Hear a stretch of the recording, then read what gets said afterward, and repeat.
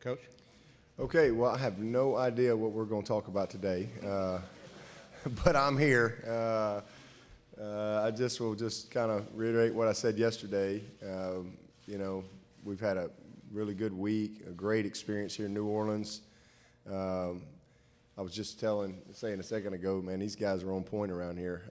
Very appreciative of all the people who just make it such a smooth operation around here. I mean, a lot of folks that you don't really ever see, man, pulling up and people pulling cones out of the road. I mean, just there's a lot going on, and this bowl here, they do a phenomenal job. I've never been to the Sugar Bowl as a coach, so it's a new experience for me with the Sugar Bowl people, and man, it's an operation. They are on point in every regard. So we've had a great experience.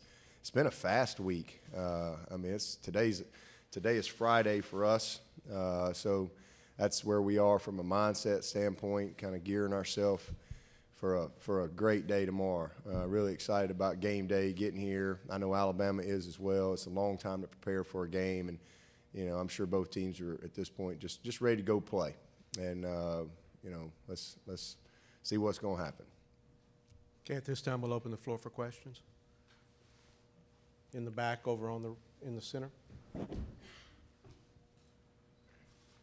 David Hoba, TigerNet. Coach, I was wondering what went into your decision to practice over at Tulane instead of choosing the Superdome, seeing as how you had the choice?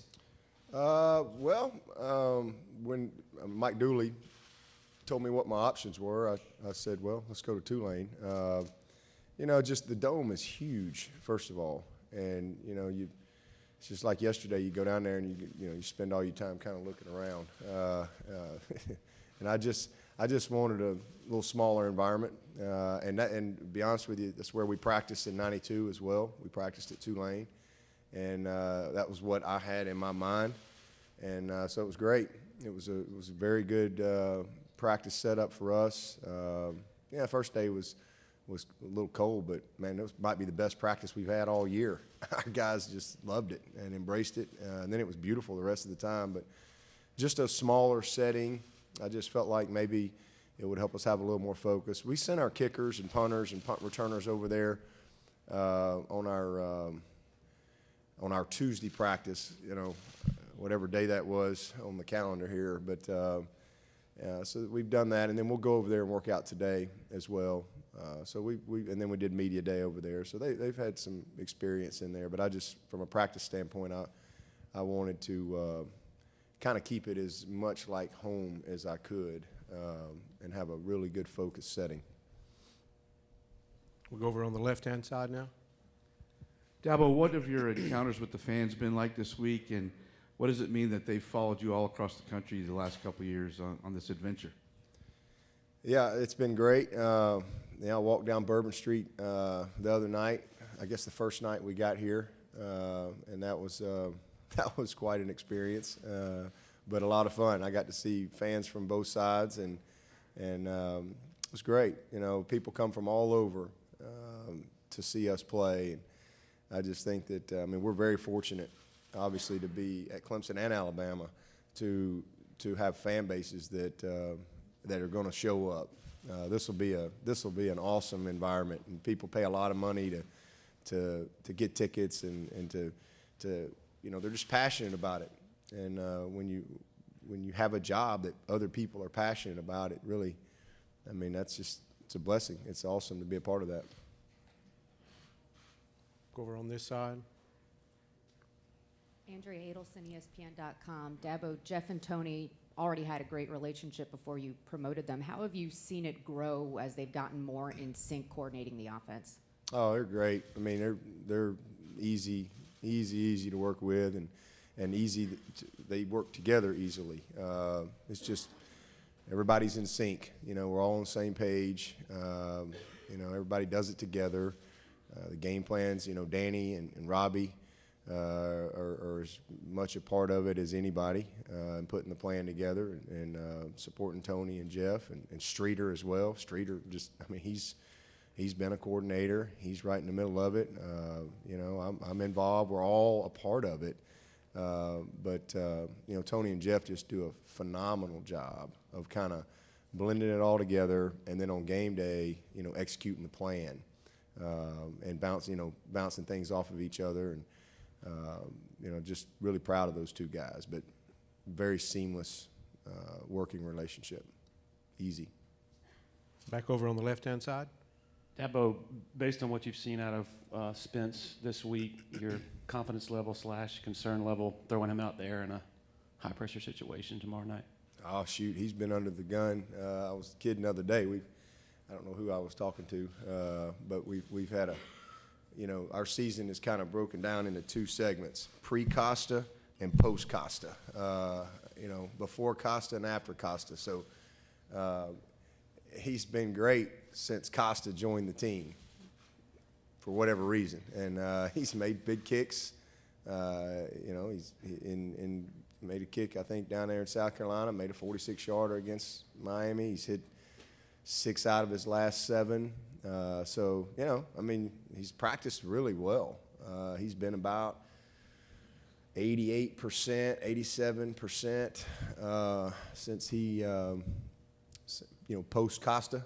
So he's been very consistent in practice, and it's not as much this week. He's been fine this week too, but really the whole back end of the season, he's kind of hit his stride. So he's prepared and ready to go do the job. Next question. Right here towards the front. Reminder, please identify yourself by name and media outlet. Yeah, Ivan Mazel, ESPN.com. Dabo, talking about seeing both sets of fans on Bourbon Street and them coming up to you, there seems to be a healthy amount of respect between these two fan bases where it doesn't degenerate into the hate and vitriol that you get with South Carolina, Alabama gets with Auburn. How much of that is the success? How much of that is that you got a foundation in Alabama? What's your sense of that healthy respect? Oh, there's no question. Certainly, obviously, my background at Alabama, I definitely think plays a part because, a lot of people, I think, want to pull for Clemson, and this is an uncomfortable situation. They're a little conflicted. This is a unique rivalry from that standpoint. I go home for Christmas every year, and Christmas Eve, I always go shopping at the Summit. That's just what I do. It's my shopping day.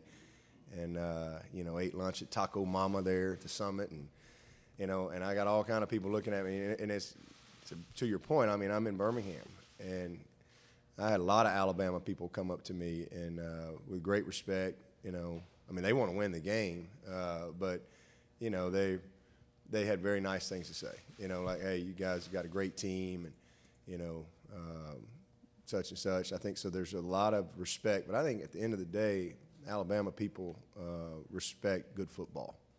And, I think that they know that we got a good football team, and we're going to compete, even when we lost a couple years ago, and we're going to lay it on the line.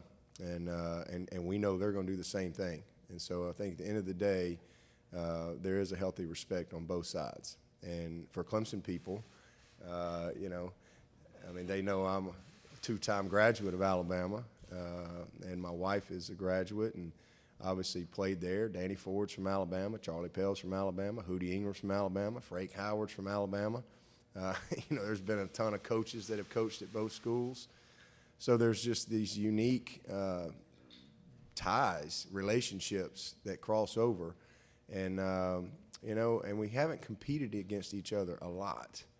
But then all of a sudden you've got this 3-game series that has just happened at the highest level. And, this is kind of a rubber match. But, to be honest with you, this probably ain't going to be the last one. There'll probably be more of these down the road, and I think that's great. I think it's a fun game. Again, you got a lot of this is big boy football. You got a lot of incredibly talented football players that are going to be on the field, and they all want the same thing. And, I don't have any doubt it'll be a great game. But from a fan standpoint, I think it's a very healthy respect on both sides. I know there's some places that if I went shopping, I probably wouldn't get A lot of people probably wouldn't be so nice. We have time for one final question, middle of the room. Hey, Dabo. Jeff Spiegel, WBMA, Birmingham. You lost a lot of guys off last year's team, yet you're back in the playoff and you're the #1 seed. How proud are you of the fact that you have not only had success at Clemson, but you've been able to sustain it? Well, I think that's probably the thing I'm most proud of everything that we've done is our consistency.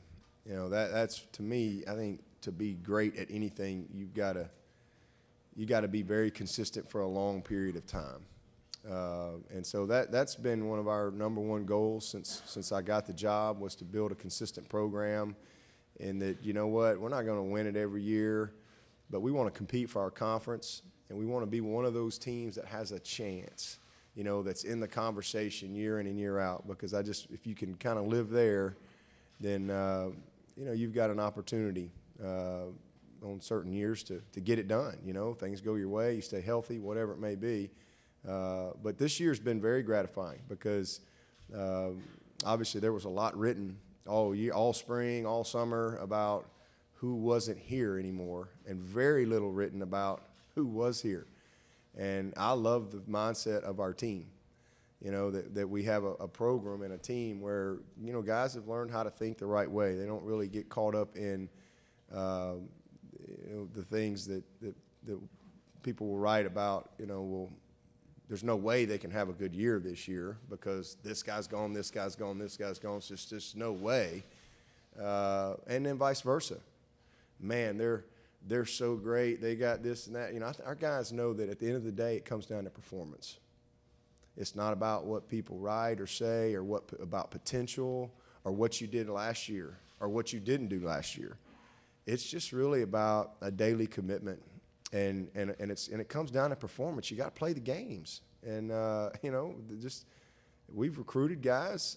Sometimes guys have an opportunity early. Sometimes guys have to be patient, like a Kelly Bryant. Sometimes guys walk on, like a Hunter Renfro. You know, but at the end of the day, man, you just got to believe in yourself and what you're doing. And so this team's been really special because, again, this is a so-called rebuilding year for us. We weren't supposed to be any good this year. And these old boys didn't get the memo. They just kind of went to work, and you know, we found ways to win games. So it's been great. Really proud of them. And we've only got 6 seniors. I mean, we're one of the youngest teams in college football. We have 6 scholarship seniors that came to Clemson. So I think we're gonna have a chance to be pretty good next year if we don't screw them up. Thank you, Coach. All right, appreciate it.